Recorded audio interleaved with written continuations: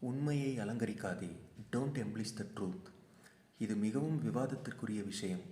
This is highly debatable point. அவர் நேர்மையின்மைக்கு புகழ் பெற்றவர்.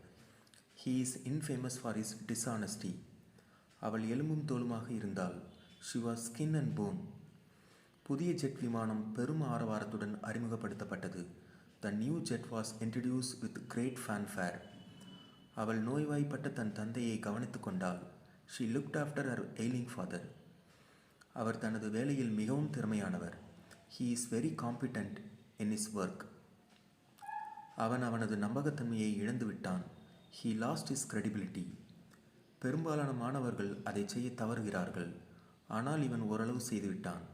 Most of the students fail to do that, but he somehow managed to beat the odds. பள்ளியின் விதிகளுக்கு நீங்கள் இணங்க வேண்டும். You must comply with the school rules.